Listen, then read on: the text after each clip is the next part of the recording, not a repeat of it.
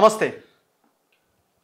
దయచేసి ఈ వీడియో చూసిన తర్వాత ఈ దేశంలో సిస్టమ్ ఎవరి పక్షాన, వ్యవస్థలు ఎవరి పక్షాన నిలబడి పనిచేస్తున్నాయో ఆలోచించండి.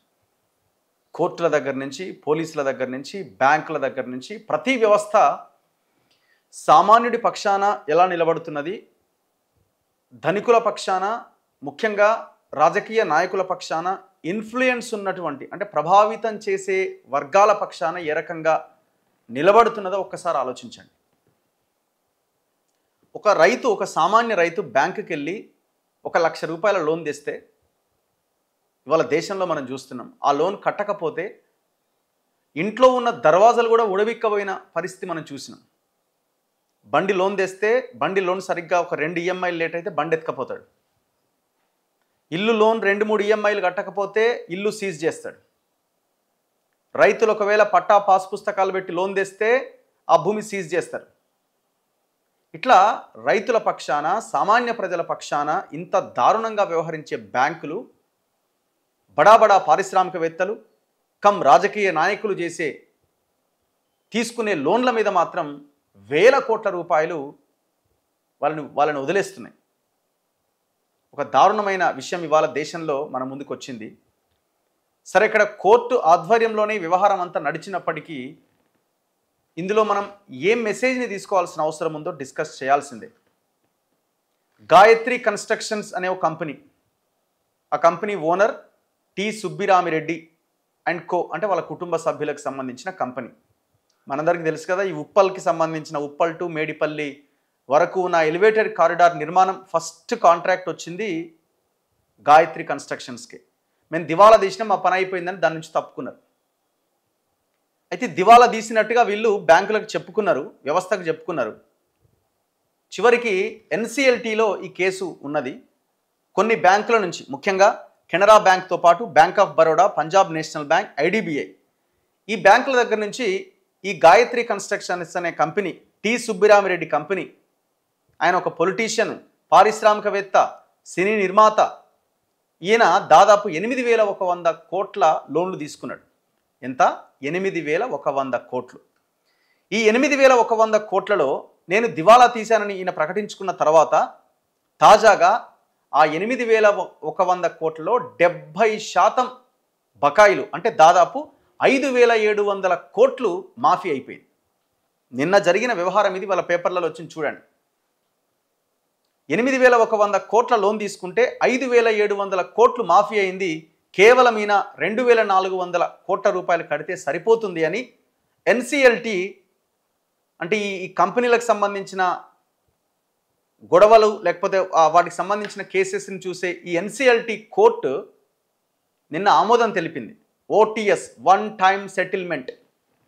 వన్ టైం సెటిల్మెంట్ అంటే ఇంత కట్టి నువ్వు దీన్ని సెటిల్ చేసుకో అని. ఇప్పుడు మనం క్రెడిట్ కార్డులు వీటిలో కూడా ఈ ఓటీఎస్ అనేది మనకి తీసుకొస్తుంటారు, ఇంట్రెస్ట్ తీసేస్తాం అసలు కట్టండి అని. సేమ్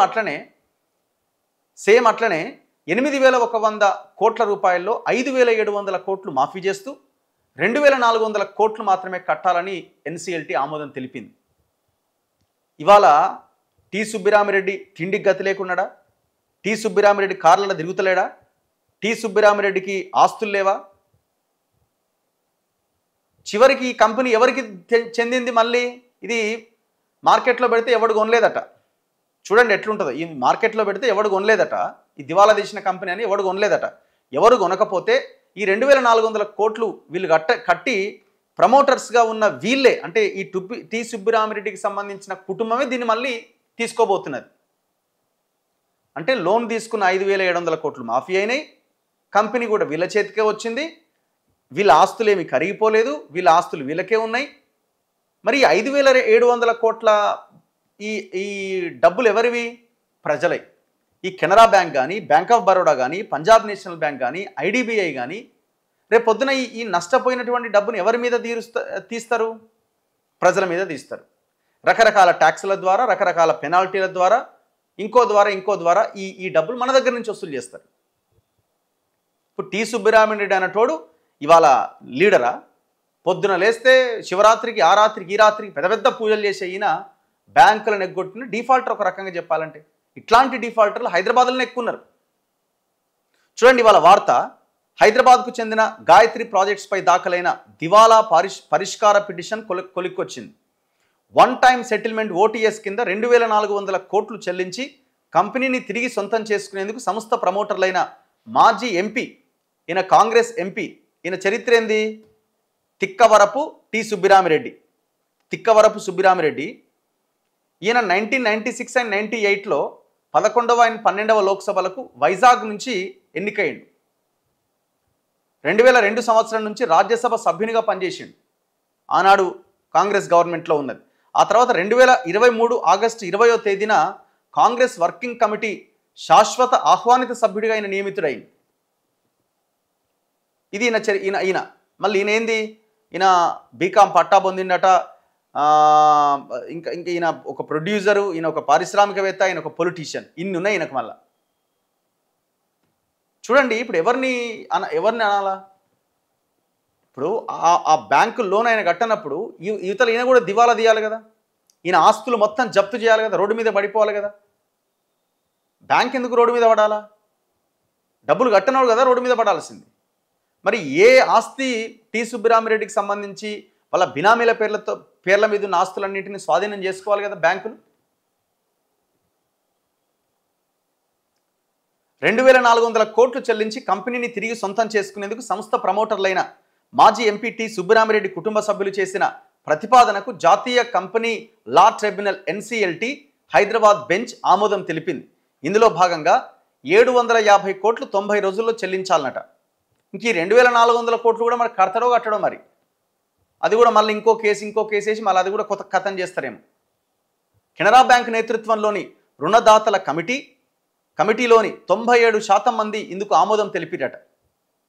దీంతో గాయత్రి ప్రాజెక్ట్స్ నుంచి తమకు రావాల్సిన 8,100 కోట్ల అప్పుల్లో 5,700 కోట్లకు ఆశలు వదులుకున్నట్టయింది. గాయత్రికి రుణాలు ఇచ్చిన బ్యాంకుల్లో కెనరా బ్యాంక్తో పాటు bank of Baroda, Punjab national bank, IDBI bank ఉన్నాయి. గాయత్రి ప్రాజెక్ట్స్ ఇప్పటికే రుణదాతల వద్ద 115 కోట్లు డిపాజిట్ చేసిందట. సుబ్బిరామిరెడ్డి ఆయన కుటుంబ సభ్యులు గాయత్రి ప్రాజెక్ట్స్ను ప్రమోట్ చేశారు. EPC రంగంలో అనేక ప్రాజెక్టులు చేపట్టిన ఈ కంపెనీ కెనరా బ్యాంకు నేతృత్వంలోని బ్యాంకులకు 8,100 కోట్ల రుణ బకాయిలు చెల్లించడంలో విఫలమైంది. దీంతో 2022 నవంబర్లో బ్యాంకులు కంపెనీ పైన దివాలా పిటిషన్ ఫైల్ చేసినాయి. అయితే ఏ కంపెనీ కూడా గాయత్రి ప్రాజెక్ట్స్ను కొనుగోలు చేసేందుకు ముందుకు రాలే.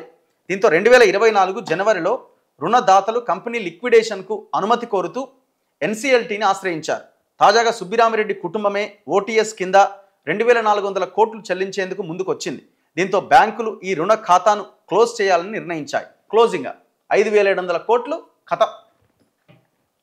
ఎంత భయంకరమైన ఇది వ్యవహారం! ఇది ఫైనాన్షియల్ గ్యాంగ్రేప్ ఒక రకంగా చెప్పాలంటే. ఏమైపోతుంది దేశం? ఇట్లాంటి ఆర్థిక దోపిడీదారులు, ఆర్థిక నేరగాళ్ళు ఉన్నంతకాలం ఈ దేశం ఇట్లనే ఉంటుంది.